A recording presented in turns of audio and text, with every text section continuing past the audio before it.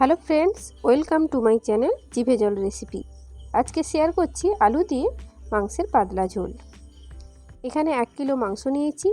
ম্যারিনেটের জন্য দিয়েছি 1 চামচ লবণ, 1 চামচ লঙ্কা গুঁড়ো, 1 চামচ হলুদ গুঁড়ো, 1 চামচ জিরে গুঁড়ো, ফ্যাটানো টক দই,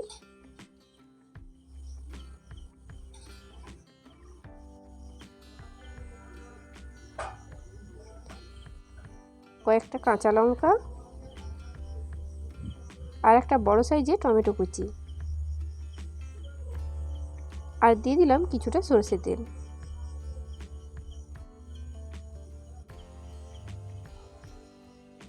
এবার সমস্ত উপকরণগুলোকে ভালো করে মিশিয়ে নেব।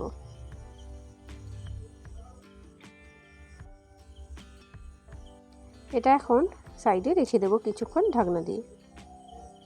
একটা কড়াইতে কিছুটা রান্নার তেল দিয়ে দিলাম।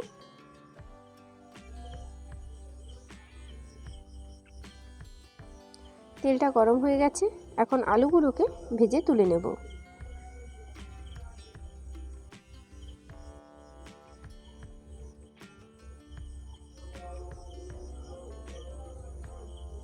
দিয়ে দিলাম সামান্য হলুদ গুঁড়ো আর সামান্য লবণ।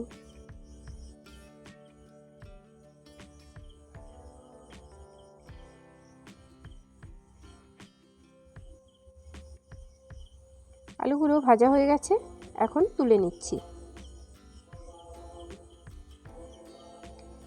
ওই কড়াইতে দিয়ে দিলাম কিছুটা সরষের তেল, দিয়ে দিলাম পেঁয়াজ কুচি। এখানে আমি 200 গ্রাম পেঁয়াজ ব্যবহার করছি।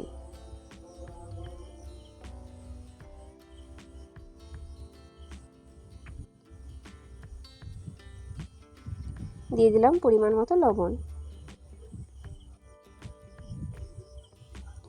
আবারও পেঁয়াজটাকে নাড়াচাড়া করে নিলাম। পেঁয়াজটা অনেকটাই নরম হয়ে গেছে, এখন এটাকে ঢাকনা দিয়ে আরও কিছুক্ষণ হতে দেব।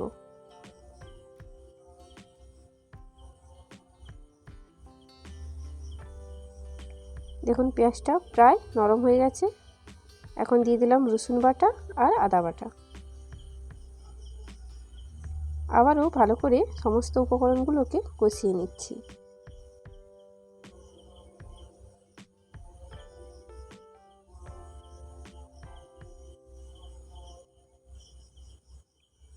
দিয়ে দিচ্ছি হলুদ গুঁড়ো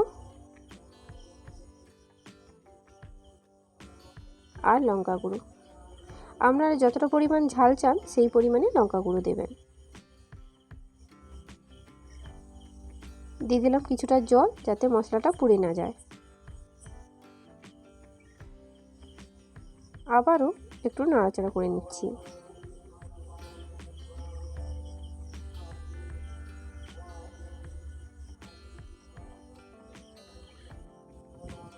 দেখুন মশলাটা পুরো রেডি হয়ে এসছে।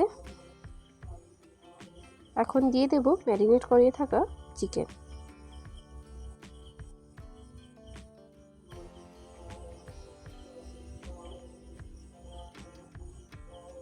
এবার ভালো করে মাংসটাকে কষাতে হবে।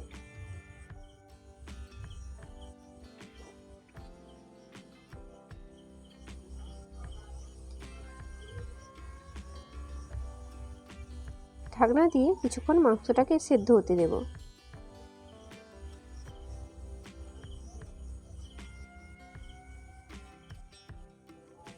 আবারও একটু নাড়াচাড়া করে নিচ্ছি। দেখুন কষানো পুরো রেডি হয়ে গেছে। এখন দিয়ে দেব ভেজে রাখা আলুগুলো।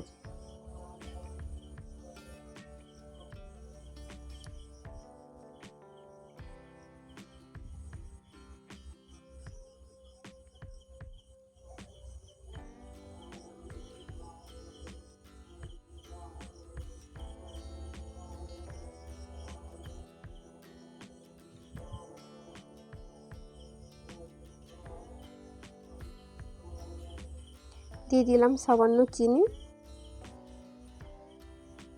আর 1 চামচ গরম মশলা।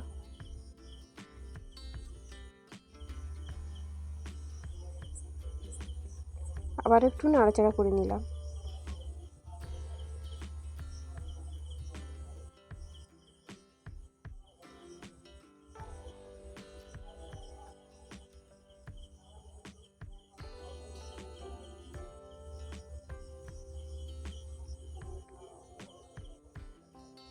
এখন দিয়ে দিচ্ছি কিছুটা জল।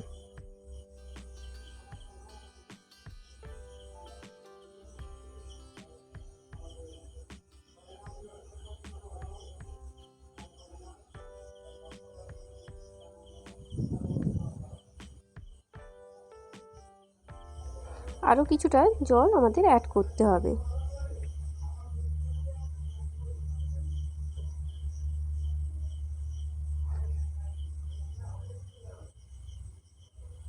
মাংস রান্না পুরো কমপ্লিট হয়ে গেছে। এখন উপর থেকে দিয়ে দিলাম ধনেপাতা কুচি।